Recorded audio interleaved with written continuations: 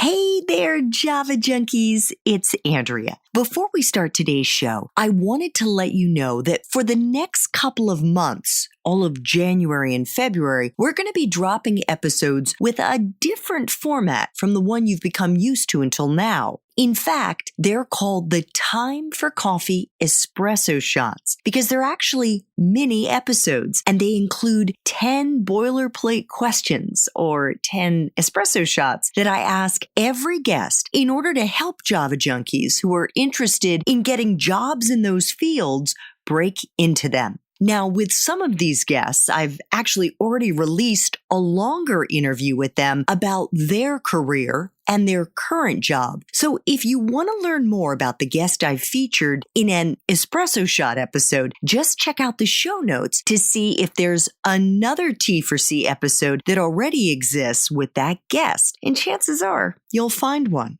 The second bit of news I wanted to share with you is that we have just finished our first Time for Coffee ebook, and it's called Spilling the Beans. And if you'd like to get a free copy of a preview version of the book, all you have to do is email me at Andrea@time4coffee.org and let me know that you'd like to get this free promotion that we are giving away to the first 100 Java Junkies who email me. And if there are professionals or professions that you'd like me to feature that I haven't covered yet, please include that in your email. Thanks so much, everybody, and I hope you enjoy the show.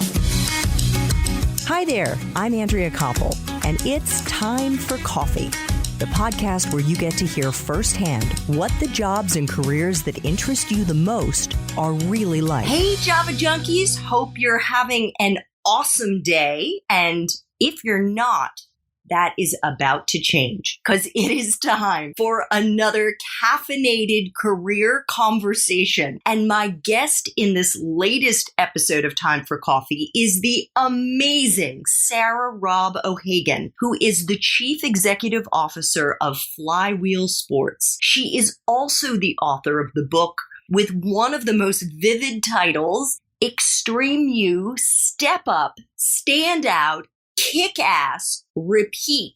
Sarah has also topped the Forbes Most Powerful Women in Sports list and Fast Company's Most Creative People in Business list. Sarah, welcome to Time for Coffee. Are you caffeinated and ready to go?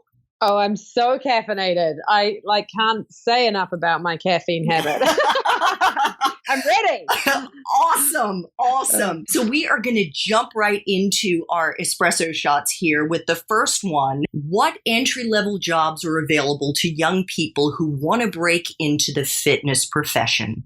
Yeah, so I love that my profession has the coolest entry-level jobs. So in my business, so we run indoor fitness classes, and you can break in either by, showing up and saying, I want to be a studio coordinator, someone who's like helping to run the studio operations.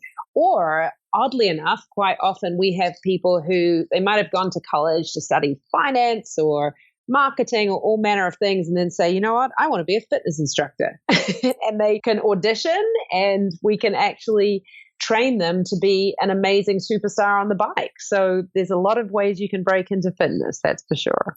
Fantastic. What is a useful skill or skills that you look for at Flywheel Sports for the people that you hire?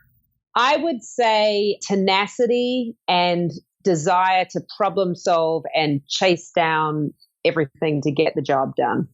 Is someone's major a deciding factor to get into either Flywheel Sports? And by that, I mean more the corporate side.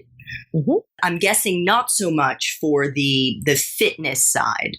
Yeah, it's interesting. I mean, if you want to be up the top of the fitness side, you obviously need to have experience in exercise physiology and that sort of thing. But honestly, other than that, I would say someone's major has almost zero deciding factor. I think we're the kind of business where, you can get in here if you're willing to work hard at the entry level and you can really work your way up. Absolutely. What about if you want to succeed in the field of fitness is it important, and I know you have a graduate certificate, but how important is it to have a graduate degree? No, many parents of your listeners may not like what I have to say, but I think definitely not. I think especially in this day and age, what I'm increasingly finding is with education and information so readily available online, people can get the information that they need to be able to perform jobs in many different ways. And so we actually tend to look more for, honestly, behaviors and life experiences and attitude is far more important to us than necessarily your degree or higher education level. Great. What about those life experiences? What kinds are you looking for that you think are most useful for the fitness profession? I obviously things that have involved working with people, and in our profession, it's incredibly hands-on, and you're dealing with people walk in the door to a fitness class generally because they're wanting to get something important out of their day. And they come in with all manner of emotions when they walk in the door and when they leave. And so people who have engaged with people and understand the dynamics of people are pretty important to us. And that can happen in many ways. That can be that you were a camp counselor when you were a kid. Or that you had a few siblings. Yes, right. So other than having a banging bod, what is the best part for you of being in the fitness profession? Well, I've got to say, it's pretty amazing to be a CEO and be able to be totally sweaty and sitting in a meeting and it's acceptable. So we work out a lot. And I think that is probably the best part because I believe that the team that works out together works well together. And it's really fun just being able to go and let your hair down and get fit together for sure. And the flip side, what part of your current job as Chief Executive Officer sucks the most? There's not a lot that sucks for me. I think it's more the huge amount of stuff and opportunity that's in front of us that we can't always get to because, resources are tight. And that's probably what I find the hardest is just trying to balance all of the many, many things and opportunities we're trying to do and be focused where we need to be. Sarah, what is the best career advice you've ever gotten? I would say from my father when I was graduating college, and he always said, without risk does not come great reward. And I think that's very true. I think if you are ambitious and you want to have great success, you have to be willing to take risks and own the consequences, good and bad. And that really helps your personal growth really as well. What movies, if any, or fiction books accurately depict your profession? So I was laughing because I was like, that is such a brilliant question. And I've never thought of it before. So, I started because I'm old, like picturing things like Xanadu and cheesy fitness from the 80s. But then I actually landed on a book, and that would be Girl Boss. And the reason is because one of the things I love about fitness is if you look around, there's plenty of female CEOs and plenty of female founders. And I think that's really freaking cool. Love it. What would people be surprised to learn about the fitness profession? I think how tough it is day in and day out and how relentless it is. And I think that's the same of almost any service profession. I started my career in airlines and it was similar in that you don't ever get to shut down and say, let's go on vacation because the studios are open every day. And so every day something can be going great, something can be going bad. You have to be ready to be there to support the team. Sarah, thank you so much for making time for coffee with me and the Time for Coffee community today. Oh, you're welcome. It's been a blast.